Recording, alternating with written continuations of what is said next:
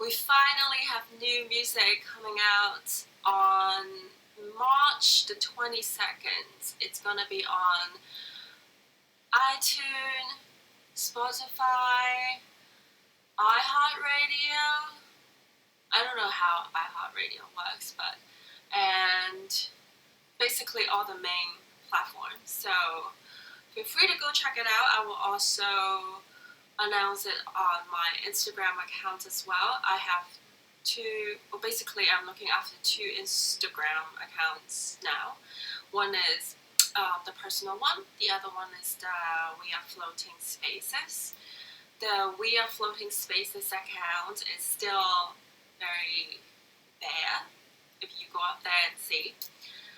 So I will put more content on that account because that one is after all is my project. So I should spend more time on that account. Maybe put more behind the scene on that account, or all the the wonderful weirdness on there as well. Hi you guys. Not too sure if you guys can hear the construction outside. I do apologize for the noise because there's nothing I can do. And there are 5 different construction sites around my building. Yes, Toronto is booming and I'm suffering from the noise. But okay, we're just gonna go with it. Today we will be talking about implied rhythm in short loops. Basically what that means is, once you start making music, you get into a habit of your own style, and after a while it's always going to be the same, if not too similar. And this is what we are going to expand your vocabulary. The most obvious place to get ideas for new beats is from other music, but here's an idea for finding rhythms and another way. So the book actually talks about a couple ways, and they are very useful. And I'm gonna add some of my own as well. So hopefully it will help you guys to make more music.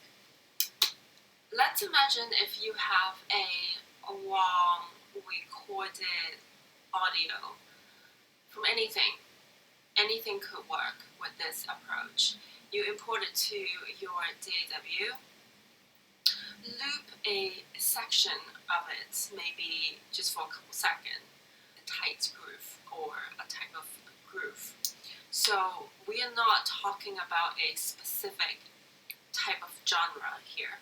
I'm only talking about a specific type of groove, how that section make you move.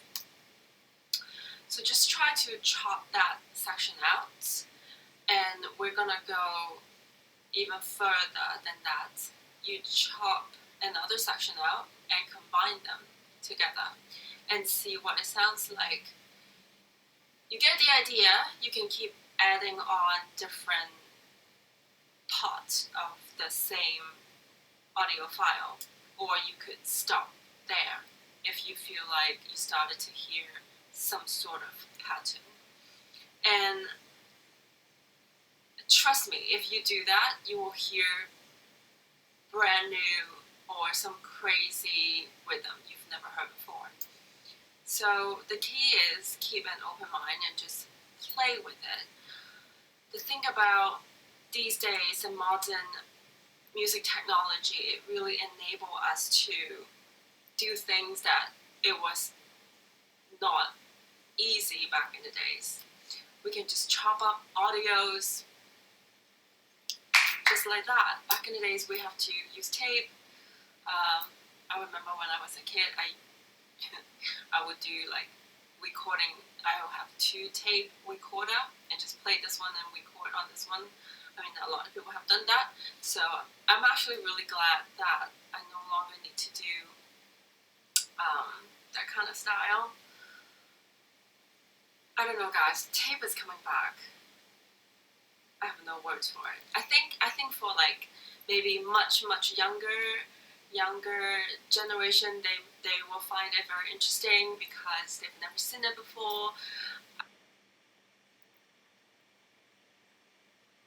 Also, you guys can try doing field recordings of any kind. Urban, industrial, or nature sounds work quite well for this. Field recording basically just record your surrounding sound. For example, I could go out and just record all those construction sound, which inspire a lot of the musical ideas for Nine Inch Nails. Fun fact. But I think I'm okay with that sound because it's just too much. For my case, field recording, I recorded a lot of sound when I was in Berlin or when I was in basically just traveling. Each city, each different place, it really have a different set of background noise or sound if you pay close attention to it. I'm one of those people that would sit in a restaurant and people would, talk, and my attention would automatically go into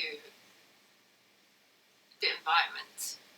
Like, I'm one of those kids that people would think, like, where is she? She's not present.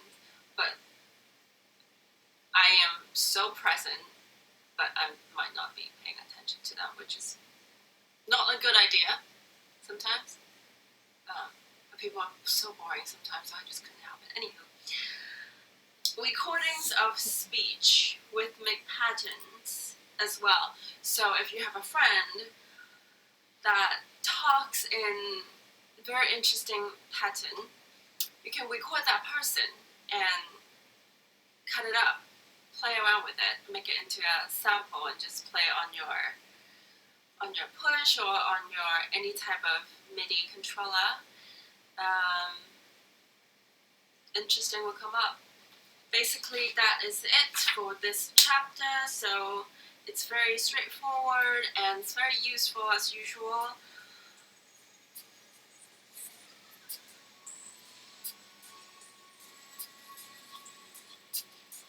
So I will leave the link down below. Until then, I'll see you guys.